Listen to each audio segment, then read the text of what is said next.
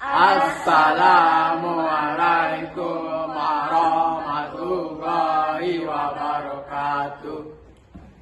Kami dari kelompok 5 akan membawakan podcast tentang salah satu pahlawan yang berasal dari Sumatera Barat, yakni Bapak Muhammad Hatta.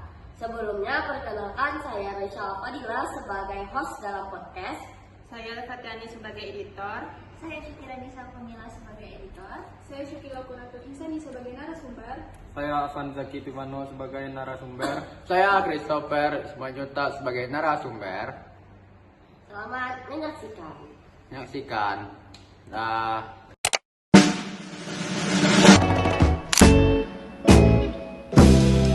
Running away is easy. It's the leaving that's hard. Running away is easy.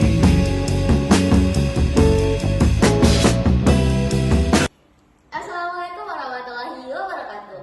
Halo saudara saudara, kembali lagi sama Ambo Raisya di podcast Sadasi Sehari Sa Edukasi. Di podcast Sadasi hari ini, Ambo akan menghadirkan bintang tamu yang kapat tangkol. Karya-karyanya sedang dibahas di Indonesia, terutama di kalangan muda anak-anak kini. Kawan-kawan dalahnya pasti adalah pernah mendengar ataupun membaca tentang jurnal yang dibuat di narasumber Harikom. Kawan-kawan tahu kan tentang jurnal Muhammad Hatta yang kapat tangkol sedang kami malah dibahas di orang-orang. Kawan-kawan pasti penasaran kan bahwa kok bisa orang-orang kok kepikiran tentang membuat jurnal Muhammad Hatta kok. Apa sih yang perlu disiapkan untuk membuat jurnal saya kan?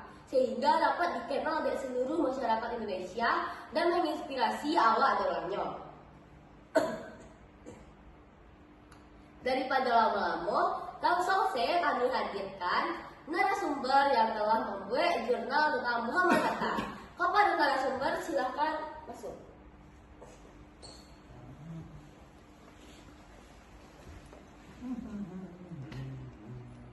Di muka salah satunya ada 3 orang narasumber yang membuat jurnal tentang Muhammad Hatta.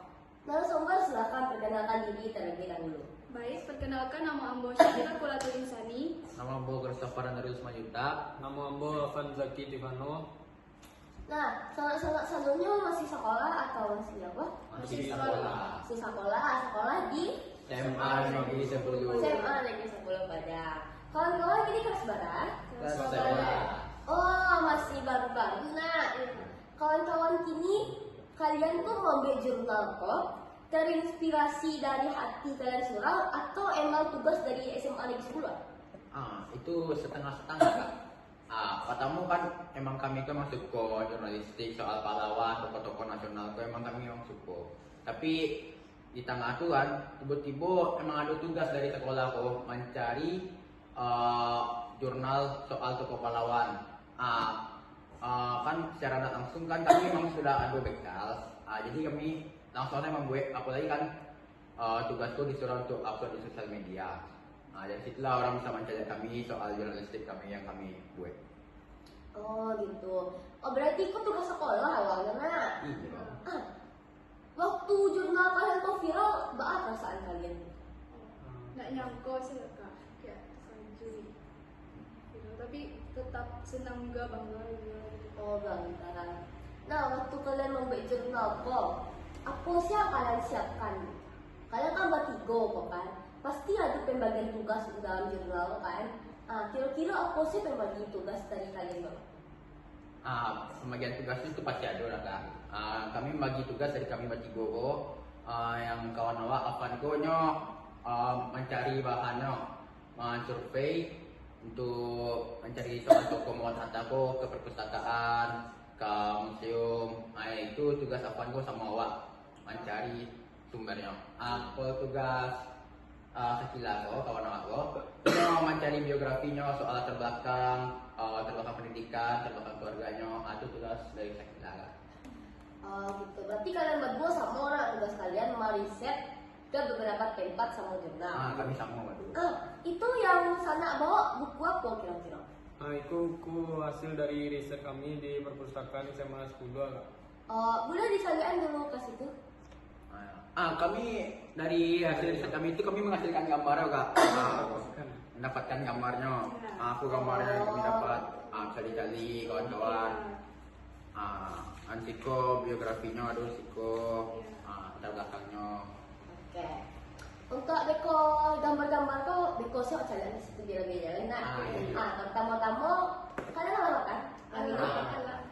Itu kalau kalian lapar itu ada hidangan yang bisa kalian makan selama podcast ya. Nah, kalian kan tadi mencarian tuh kalau misalnya di dalam buku tuh kalian mendapat banyak riset-riset kan. Nah, untuk membuat riset kok pasti ada pendahuluannya. Ya kan? Nah, yang membuat pendahuluan kok sih? Boleh dijelaskan seketik tentang pendahuluan Pak? Oke, di pendahuluan ko berisi tentang latar belakang keluarga Muhammad Hatta. Jadi awalnya latar belakang Muhammad Hatta itu dari keluarga pedagang atau pengusaha yang kaya di masa itu. Nah, jadi emang Muhammad Hatta itu emang udah ada privilege-nya dari saat kecil. Lalu sehingga ya Muhammad Hatta juga ikut bersemangat juga apalagi dalam sekolah ekonomi. Oh gitu. Nah, dari ketek mana kayak misalnya lahirnya Bilo gitu kan. Iya. Muhammad Hatta lahirnya pada tanggal 2 Agustus 1902.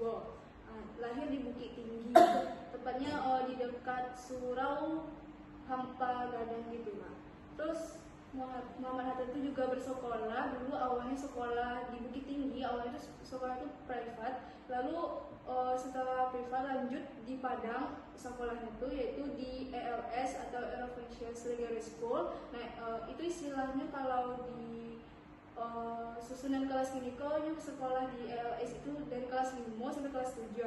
Lalu lanjut bersekolahnya di Padang juga tapi dengan nama sekolahnya Mulo. Mulo itu kayak sekolah agak menengahnya dikit.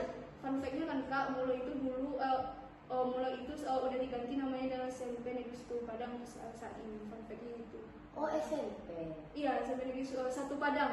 SMP Negeri 1 Padang sekarang namanya. Jadi udah diganti gitu. Jadi dulu istilahnya Muhammad Hatta kok pernah bersekolah di SMP Negeri 1 Padang. Oh, tempatnya masih di sini?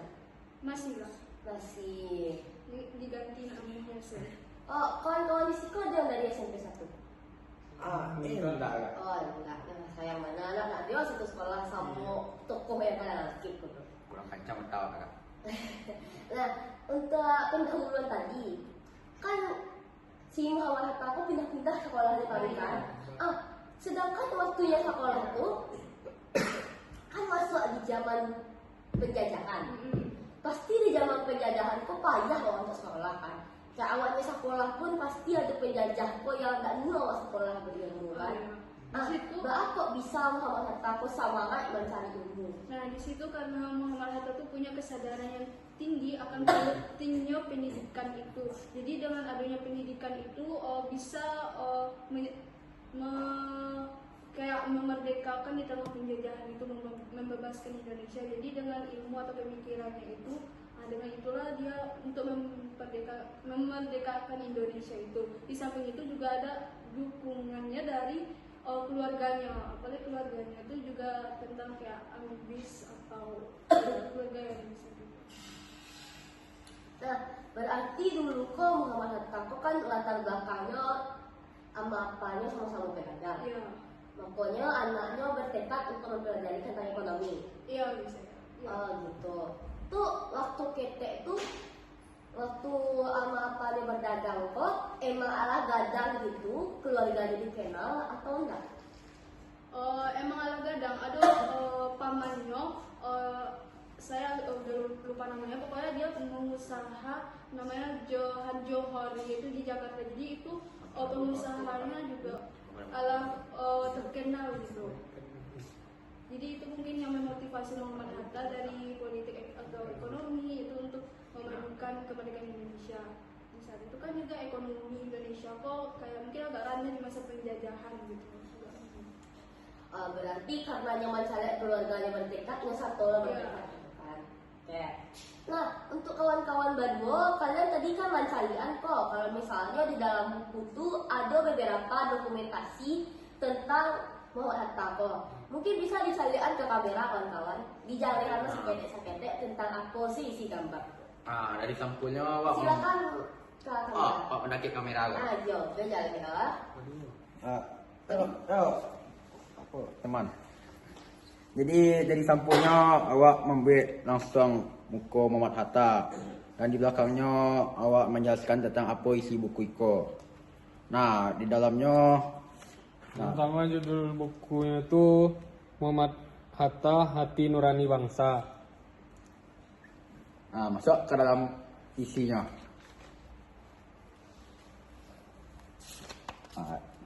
Kau ada pengantarnya ya kawan-kawan. Kau ada juga tim penyusunnya. Dan di situ awak membuat seolah latar belakang Muhammad Hatta kau. Dan juga awak ada membuat beberapa foto masuk Masa dalamnya. kecil Muhammad Hatta. Jadi banyak isinya. Kodnya kawan-kawan baca boleh kawan. Tiba ke sekolah awak, beko awak sediakan. Silakan. Nah, kawan-kawan kau dapat buku kau dari mana? Dari perpustakaan SMA 10. Nah, dari perpustakaan SMA 10 kan. Selain dari pustaka SMA 10 kau kawan-kawan risetnya kak masih gitu contoh. Di perpustakaan daerah Kota Padang ada juga. Tuh. Di Museum Aditya Warman kak? Oh, kalau soal jalan kan ada lah. Ada beberapa. Ada beberapa. Iya. Oke. Nah, waktu kalian meriset tuh ada nggak salah satu contoh Muhammad Hatta kok yang terkesan gitu di hati kalian? Waktu kalian meriset tuh pasti kalian mencari tahu juga kan? Nah, kira-kira apa salah satu dari Muhammad Hatta kok yang membuat kalian terkesan sehingga kalian semakin semangat gitu untuk membuat jurnal Muhammad Hatta kok?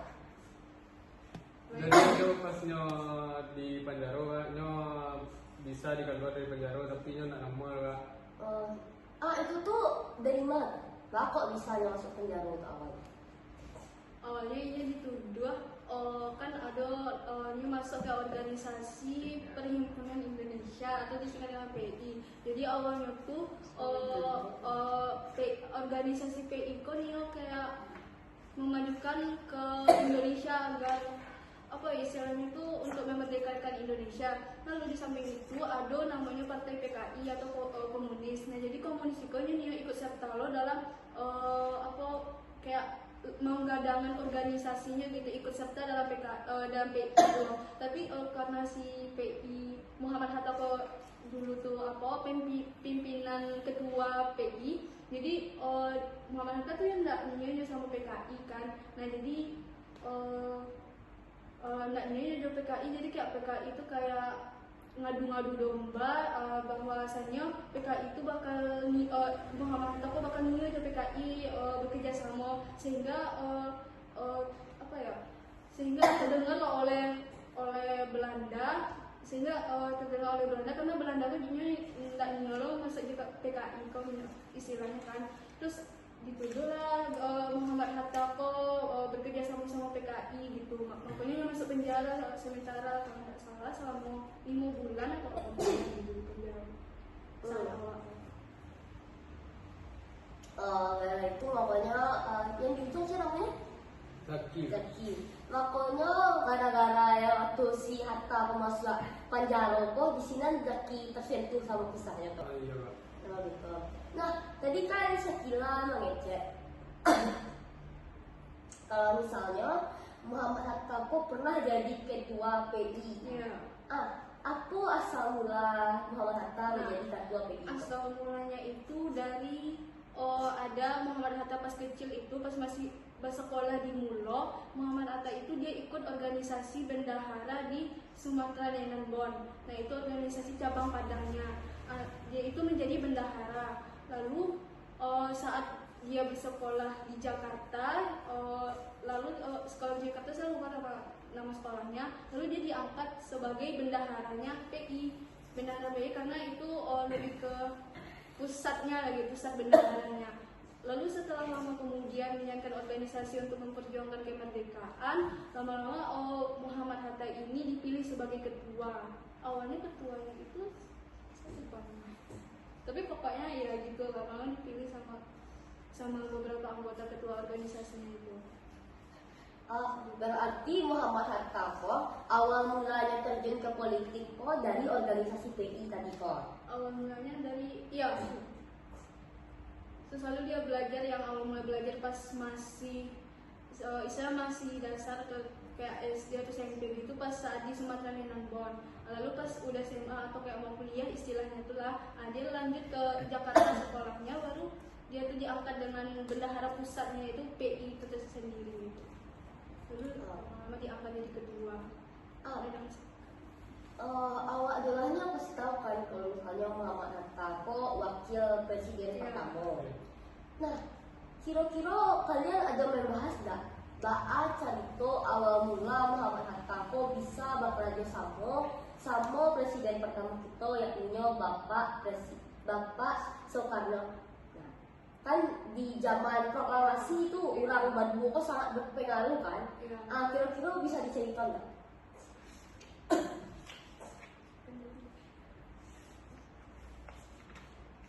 Kalau singkatnya saja nih ya, dari lihat setelah perjuangan dan hubungan antara Soekarno dan Hatta ini itu lebih mendominasi atau lebih memimpin, kayak lebih berpengaruh juga. Nah makanya para pemuda bersepakat untuk mengambil keputusan bahwa Soekarno dan Hatta itu jadi wakil presiden dan wakil presiden Indonesia gitu. Jadi pada saat ada waktu peristiwa Rengas Dengklok itu kan diculik tuh. Kenapa mereka bisa diculik? Karena mereka emang bertiga diculik sama Ahmad Sudarjo. Nah karena mereka tuh emang yang paling berpengaruh gitu dan paling mendominasi dalam memperjuangkan semangat kemerdekaan itu. Berarti Muhammad Hatta kok emang ala berpengaruh juga sampai jadi wakil. Nah, kalian sama-sama membuat jurnal kok pasti ada kan kayak kalian merasa wah sifat Muhammad Hatta kok ternyata kayak gitu. Nah, boleh nggak kalian deskripsikan satu kata dari masing-masing kalian tentang sifat Muhammad Hatta kok? Dari Zaki boleh? Pertama ini tuh cadia. Pantang menyerah. Dari Zaki lah. Bersifat kepahlawanan. Oke. Nah, kawan-kawan mungkin bisa diminum dulu, dinikmati dulu hidangannya karena awak aja mengecekkan. Dia tak kaku bana, mungkin bisa dinikmati dulu. Silakan. Kak minum kak.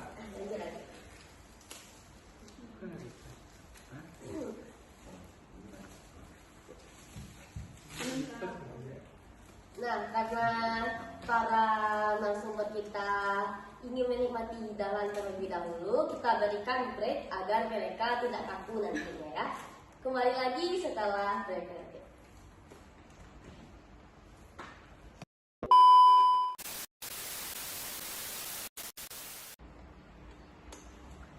Halo sanak-sanak sadonyo, balik lagi sama kita berampe. Kami akan melanjutkan tentang pembahasan jurnal tadi dengan narasumber yang masih sama.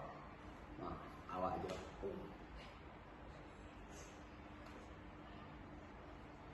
Baiklah, langsung saya ambil tanya balik ya, kan alakannya mana? Alakannya tidaklah harus kan? Nah, oke, langsung saya waktu membuat jurnal kok, menurut kalian apa sih salah satu peran paling krusial dari Muhammad Hatta selama proklamasi, apalagi dalam mempersiapkan proklamasi itu? Jadi peran Hatta contohnya yang paling krusial itu menjadi jembatan antara golongan muda dan golongan tua. Ini memastikan bahwa kalau proklamasi itu berjalan dengan lancar dan tidak ada peperangan loh. Berarti pembahasannya masih di proklamasi tadi kan? Nah, waktu proklamasi kan awak dolanya tahu kok kalau misalnya setiap ada Hatta pasti ada si Soekarno.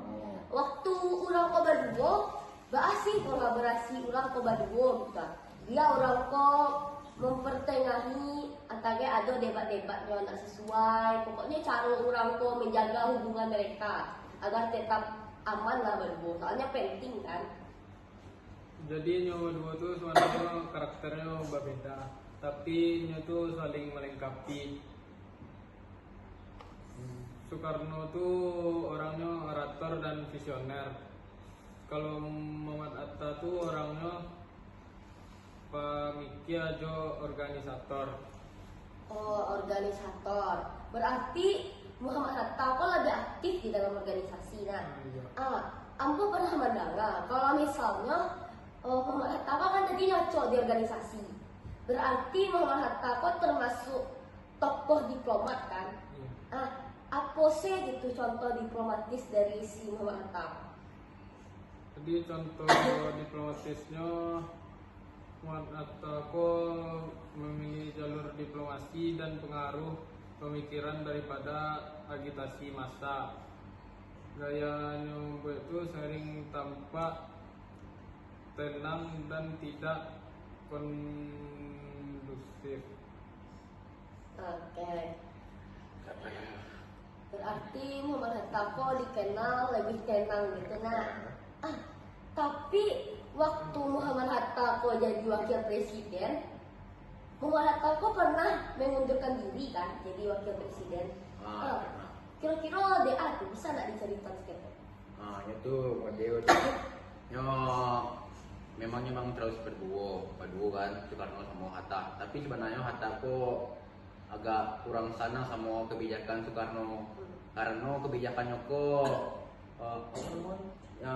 kebijakan satu arah kok hanya mengambil dari keputusan dari pemerintah pusat ada satu titik. Jadi kok tidak menangnya lah opini rakyat kok jadi bekatuinyo ke setiap orang awak.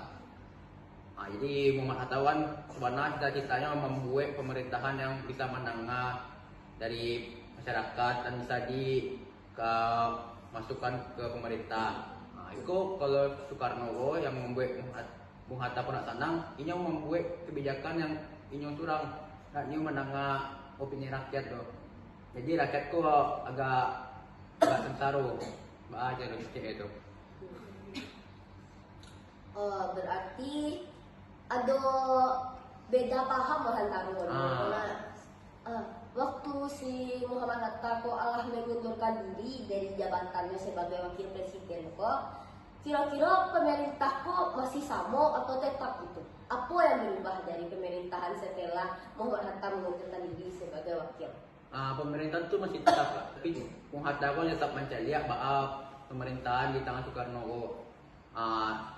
Bung Hatta tetap mencarinya dengan cara tetap menulis di tulisannya dan bisa dicari dari pidatonya. Dari pidato itu bisa dicari kalau kok masih mencari Soekarno kok masih membuat kebijakan dari pemerintah dan tidak menangani dari masyarakat. Berarti indah aja baru bahas politik Indonesia pada saat itu. Nah, waktu mencari bahwasannya inyo kalua pun atau ndak waktunya menjabat pun Indonesia masih sambo, apa perasaannya gitu setelahnya kalua tuh? Setelahnya kalua tuh nyo sama masih tetapnya lihat ya kan lah kalua tuh kan pemerintahan masih di tangan Soekarno. Pemerintah tuh nggak ada beda. Jadi akan tetap sama berjalan di tangan pemerintahan Soekarno. Oke. Berarti walaupun orang kok saling mengayomi, ujungnya tetap dia bercerai. Kalau orang nggak bisa paham tuh mau dia juga. Nah, kalian kan alah mendalami kok tentang tokoh Muhammad Hatta kok. Apalagi dari awal lahir sampai inyo Allah jadi wakil presiden, bahkan sampai mengundurkan diri. Kalian pastilah tahu kisah-kisahnya kan? Menurut kalian setelah kalian membuat jurnal kok, apa pelajaran terbesar dari kehidupan Hatta kok yang bisa kalian ambil? Dari masing-masingnya, mungkin dari Syakila terlebih dahulu. Jadi pelajaran berharganya itu kita dapat mengambil dengan belajar dari Muhammad Hatta dengan disiplin dia yang sering disiplin, terus yang Juga aktif dalam berorganisasi untuk memperjuangkan kemerdekaan Indonesia. Lalu juga terus bersemangat dan berjuang gitu untuk memperjuangkan kemerdekaan Indonesia. Oh, berarti sifat yang sampai sekilan dia tuh sifat tetap berjuang gitu nah. Oke. Kalau dari Christopher sama apa? Kira-kira apa? Dari awak kan kak, kalau dari awak kok bisa awak lihat dari sifatnya yang pantang menyerah, jo aktif di organisasi itu kan bisa awak lihat kalau kok mengatakan emang aktif dan emang nyo bangun, emang nyo mengangkat derajat masyarakat Indonesia yang terpuruk waktu itu kak. Itu emang membuat motivasi untuk awak supaya bisa meniru Bung Hatta dan bisa menjadi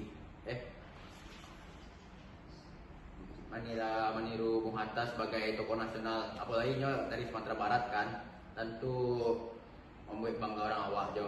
Oke. Jadi ada rasa bangga juga dari kalian. Tadi kan Christopher mengecek kalau misalnya dia meniru sifat yang suka berorganisasi. Kira-kira kalian di sekolah tuh ada nggak tergabung organisasi atau lah ekstrakurikuler lah kira-kira? Hai, Apa? itu ekskul PBB ya. Oh, PBB. Christopher? Awak sama kak, ekskul PBB. Kalau Sekila? Kalau saya dan topik itu sebagai bidang organisasi itu saya sebagai ketua fotografi. Berarti kalau Sekila mengambil sifat kepemimpinan dari Hatta, Mama Hatta. Kalau misalnya Christopher sama Van, berarti kalian mengambil sifat bela negara dari Mama Hatta. Ya. Kalau kalian ikut PBB. Iya. Nah, selama kalian berorganisasi itu, kira-kira ada nggak salah satu sifat Mama Hatta yang kalian pakai di dalam berorganisasi itu? Kayak misalnya komunikasi kalian dengan anggota ekskul kalian gitu. Kayak bagaimana cara kalian mengayomi mereka. Kayak contohnya tadi juga ada kan, si Soekarno kok salah paham, beda paham sama Mama Hatta kan. Itu nggak mungkin di organisasi kalian nggak ada begitu loh kan. Kira-kira apa cara kalian menengahi masalah beda paham di organisasi kalian masing-masing loh? Dari PBB mungkin karena kalian kan lebih mendalami tentang bela negara kan. Mungkin dengan membutuhkan forum. Nah, dalam forum tuh malah kayak kalau forum tuh kan mengumpulkan orang gitu kan. Nah, bagaimana cara mengevaluasi orang-orang? Model kan nyo forum kan pernah rami kan. Dalam forum itu kan wak mengopinikan opini awak kan itu ada banyak opini beko tuh.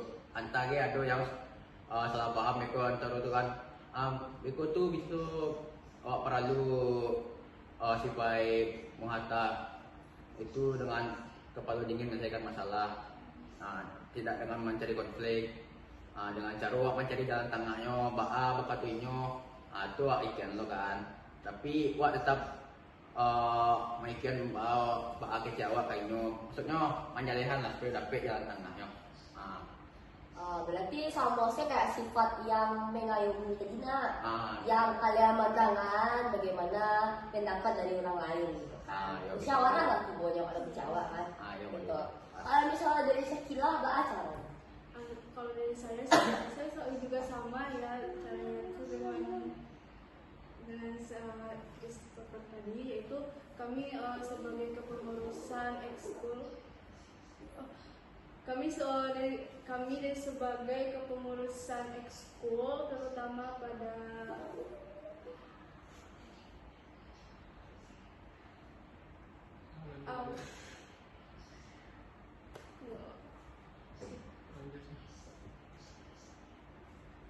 katanya sendiri nanti. Oke, awak dari kepengurusan ekskul itu kayak wakil bidang yang kami tentunya mengambil musyawarah juga untuk mencapai keputusan anggota biar bisa mencari jalan tengahnya. Oke. Berarti dari masing-masing masing-masing narasumber wako. Walaupun orang-orang ko Allah membuat jurnal tuh, dia jurnal tuh lah dia bisa lah orang ko buat dengan pemahaman yang lebih pasti. Orang ko juga yang satu menerapkan sifat-sifat keteladanan dari Muhammad Hatta ko di dalam kehidupan sehari-hari. Kayak contohnya tadi ado yang saling mengayomi satu sama lain, tuh ado yang saling bermusyawarah, dia ado kesepakatan bersama. Tuh ado yang menyelesaikan masalah dengan kepala dingin, tuh kan. Nah, waktu kalian membuat jurnal tuh pasti kalian tahu karena apa sih pesan-pesan penting dari jurnal yang kalian buat kok, ya kan? Nah, kira-kira dari kalian bisa nggak tolong aja satu motivasi untuk muda-mudi Indonesia kini biar orang-orang kok bisa lebih baiklah ke depan. Beri satu inspirasi kepada mereka. Kayak misalnya tetaplah bermusyawarah kayak tadi. Silakan dari kita. Kalau saya tetaplah bersemangat walaupun diterjang dengan keadaan apapun gitu. Misal kalau dari segi Muhammad Hatta kan di masa penjajahan itu, nah mereka tetap bersemangat berjuang untuk mendapat kemerdekaan. Nah, kalau kita di tengah masalah kita juga harus tetap bersemangat dan memperjuangkan apa tujuan kita ke depannya akan kita capai. Kalau dari Christopher, Pesan untuk anak-anak muda yang kini kok, wah memang harus mainkan sifat Bung Hatta ko, karena emang cukup motivasi untuk masa muda yang kini. Tapi untuk apalagi banyak konflik masalah kan di kalangan anak muda kini ko, awak bisa meneladani sifat Bung Hatta ko dengan cara kondaknya emang ngalah biarnya ikan apa kecil orang ko. Jadi emang dicari jalan tengah ko supaya tidak ada konflik antara perkawanan ko, antara persahabatan atau antara organisasi. Oke, dari Afan Mbak Afan. Ya mungkin kita harus meniru sikap pantang menyerahnya.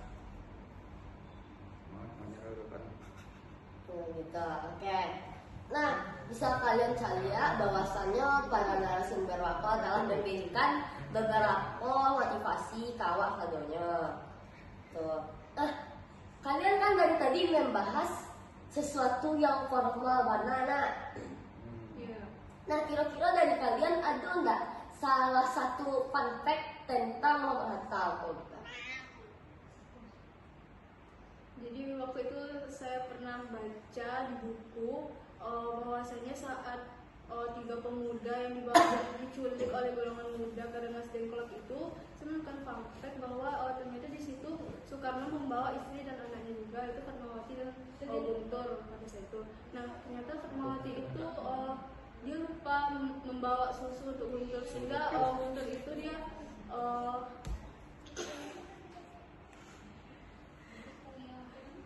kata di sini ya, sehingga Guntur ini dia sering menangis dia kan, lalu ditenangkan oleh Muhammad Hatta. Nah, saat ditenangkan oleh Muhammad Hatta itu tiba-tiba Guntur itu ngumpul gitu, istilahnya ngumpul gitu, sehingga membuat basah celana bagi celananya Muhammad Hatta itu. Jadi itu dikatakan sampai. Oh, berarti kan biasanya kita mengetahuinya bahwasannya diculik itu cuma bertiga. Iya. Berarti waktu saat penculikan tuh istri beserta anak dari Soekarno juga ikut. Iya, agar juga tidak ikut berpengaruh sama, biar aman gitulah keluarganya sama dari penjajahan Jepang gitu. Oh gitu. Di situ terjadi fun fact bahwa Muhammad Hatta pernah dikencingkan oleh anak dari Soekarno. Iya. Baiklah, kepada kawan-kawan dalamnya, kalian telah mendengar kisah-kisah yang disampaikan oleh 3 narasumber hebat awak pada hari ini. Coba santai, Coba deh berapa durasi? 16 menit. 16. 18, 16 baru 23. 24 sampai menit leh. Bisa loh kenalan. Iya. Dia pakai Oh, ada setelah dia penutupan minimalnya 45 menit. ada 45 dong. intro, ada intro. Tadi kan ada 5 menit. Iko pertama 30. Atau apa? Aku penutupan deh. Ya, nanti baru kita sama-sama anggota deh ya. Bisa. Mulai ini ya, mari. Ya. Enggak. Nah, oleh karena itu semoga kalian sadonya yang menonton bisa meniru beberapa sifat yang Allah disambui oleh 3 orang narasumber awak tadi. Banyak sifat-sifat dari Muhammad Hatta bisa awak tiru sama kan. Nah, terima kasih pula kepada para narasumber yang Allah jauh-jauh datang kemari memberikan ilmunya kepada kita semuanya. Terima kasih kepada para narasumber. Ya, sama-sama.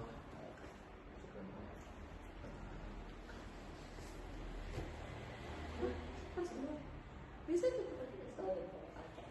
Baiklah, sekian podcast Sadasi hari ini. Sampai berjumpa di lain waktu. Dah.